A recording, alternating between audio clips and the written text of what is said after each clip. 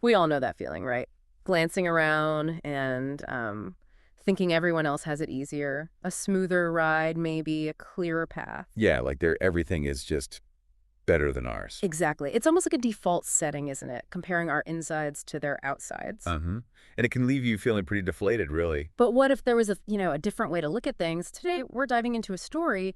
It seems simple, but it has this really powerful message about maybe stepping off that comparison treadmill. Right. The source is, don't compare yourself to anyone life-changing story.txt. And like you said, the premise is straightforward, but it unpacks some really fundamental ideas about where we actually find contentment. Okay. So our goal for you listening is to get beyond just the plot, Yeah. and really see how its core insight can help us cultivate a more grounded sense of well-being. Okay, so let's get into it. The story kicks off with a crow. And this crow is, well, not exactly chirpy. No, definitely not. It's in serious emotional distress, just deeply unhappy with its life. Right, we find it perched on a tree, actually weeping. Weaving, yeah, which tells you straight away how bad it feels. And as luck would have it, a monk is sitting right under that tree. And a tear lands on him. A tear lands on the monk, yeah. And that prompts him to look up and ask the crow, what's wrong? Why such sorrow? And the crow just lets it all out. Oh, completely. Lays out all the grievances, feels unloved. People shoo it away. They won't even give it food scraps. It's convinced everyone hates it. Totally convinced, Yeah. to the point where it's actually wishing for death. It's pretty intense, especially for a bird. Yeah, that's dark. So what does the monk say to this? Well, the monk's first response is quite simple, really. But it's a real counterpoint to all that negativity. He basically suggests that maybe the key is learning to be happy. Well, right where you are, in your current condition. Simple advice, but hard to swallow when you're feeling that low, I imagine. Exactly. It sounds easy, maybe, but it's really challenging to grasp when you're deep in that unhappiness. So, unsurprisingly, the crow isn't really buying it at this point. Not at all. Still stuck in despair. But then the monk offers something. Well, something quite different. A chance to change things physically. Precisely. He senses just how deep this unhappiness goes, and he offers to use a mantra that can transform the crow into whatever creature it wants to be. Wow, okay, so that's the catalyst. That's the turning point, yeah. It sets the crow off on this journey. Though, interestingly, it starts by seeking external changes, not an internal shift. Right. So, okay, blank slate. What does the crow think is the absolute peak of happiness? What's the first transformation it wants? It looks around, observes the world, and it's really struck by the swan. Sees the swan, all elegant, pure white. Graceful, admired. Right. And the crow figures, well, that kind of beauty must equal happiness. It seems logical from the outside. But the monk, he's wise. He doesn't just zap the crow into a swan straight away, does he? No, he doesn't. He tells the crow, go talk to a swan first. See what it's really like. Good advice. So what's the scoop from the swan?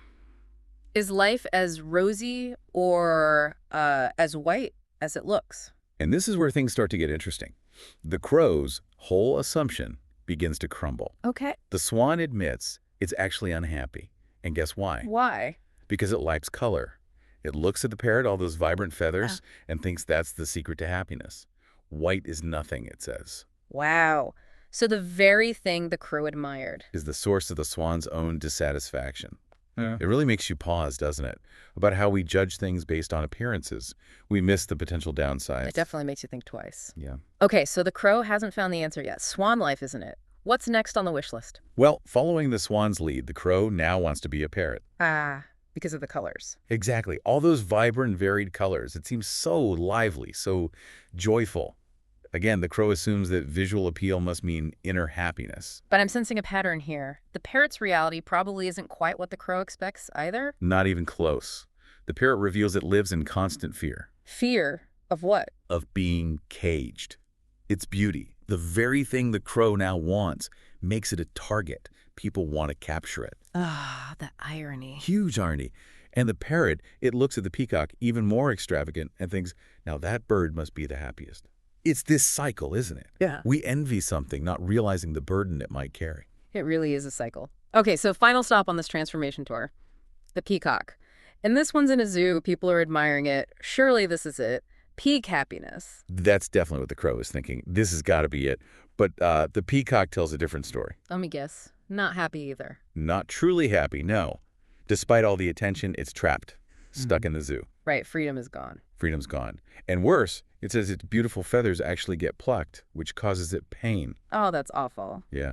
And the peacock reveals its deepest longing. It's for something the crow has always had and never valued. Which is? Simple freedom. The freedom to fly anywhere, anytime. And this is where it clicks, right? The peacock actually envies the crow. Exactly. Yeah. It envies the crow's freedom, the fact that humans don't bother trying to catch it. It sees that as the ultimate happiness. That must have been a huge moment for the crow, a real perspective shift. It's the absolute pivotal moment. Hearing this from the peacock, it just flips everything for the crow. It starts to see its own life differently. For the first time, maybe? For the first time. Yeah. It recognizes the value in just being a crow. The things it hated being plain, being ignored by humans, it realizes that's actually its source of freedom. Wow. So it goes back to the monk. Goes back to the monk, yeah. But not asking for another change. No. What does it say? It tells the monk it doesn't want to be anything else anymore. It's happy now. Happy just being a crow. That's the real transformation. That's the real transformation. It wasn't about changing feathers or colors. It was about changing perspective. That's the heart of the story's wisdom. So boiling it all down, what's the core message we should take from this whole journey, this feathered odyssey? I think the central message is really about the damage we do with unnecessary comparisons. The crow's misery, it came entirely from looking at others, seeing only the good bits, the superficial stuff. And measuring itself against that. Exactly. And that just fueled this cycle of wanting something else, feeling unhappy with what it had.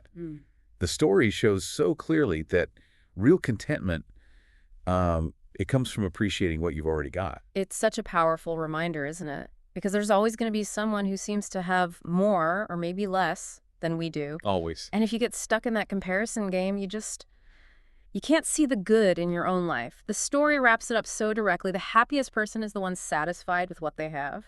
And the flip side is just as true. Constantly comparing. That's pretty much a guaranteed recipe for unhappiness.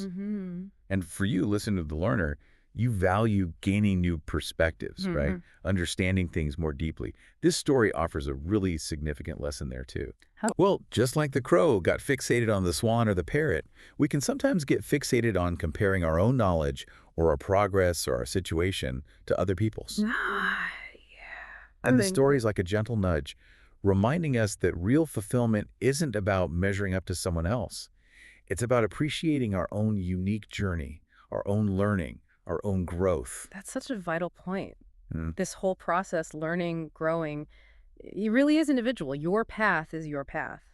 And getting sidetracked by looking at others' paths, it just adds anxiety, doesn't it? It can actually slow you down. It absolutely can. And, speaking of gaining insights and value, if you found this deep dive helpful, if you appreciate getting these kinds of ideas explored like this, we'd really encourage you to subscribe to our YouTube channel.